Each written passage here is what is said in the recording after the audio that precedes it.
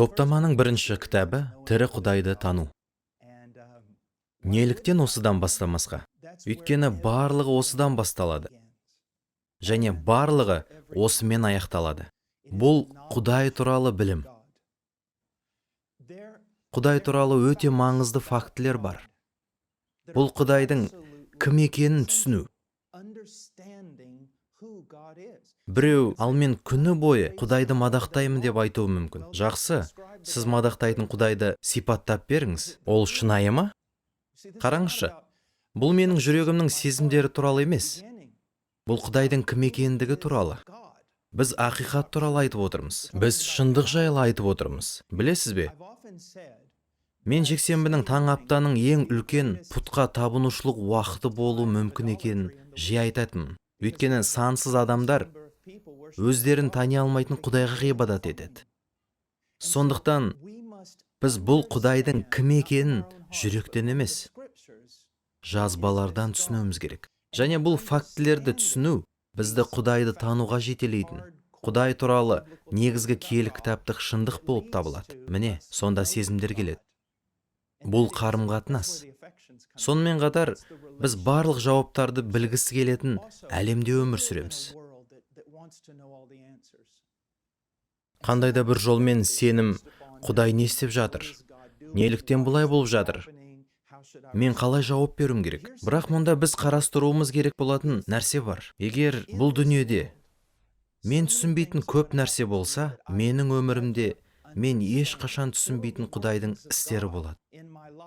Олай болса, мен қалай сене аламын? Мен қалай сенімділікке ие бола аламын? Мен қалай сенімді бола аламын? Осылайша, егер мен Құдайдың кім екенін білсем, маған Құдайдың не істеп жатқанын білудің қажеті жоқ. Егер мен оның мінезін білсем, мен барлық жауаптарды білмесем де, оған сене аламын. Құдайды тануға тағы бір маңызды нәрсе.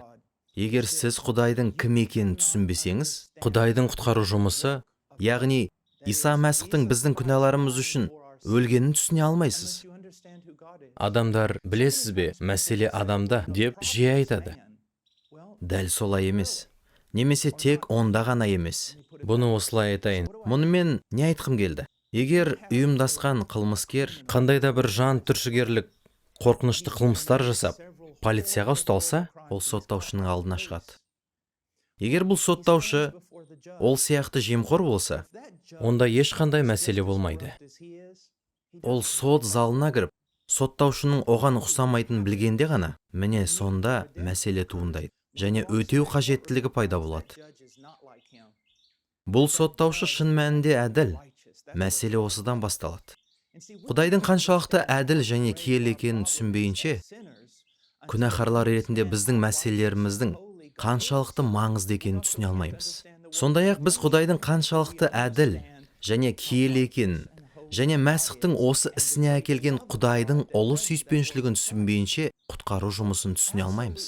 Сонымен, менің мәсіхшілік өмірімдегі барлық нәрсе, ең жоғары теологиялық мәселелерде, ең кішкентай практикалық мәселелерде, мұның бәрі Құдайдың қасиеттерімен басталады. Сондықтан біз осыдан бастауымыз керек. Міне, мынау.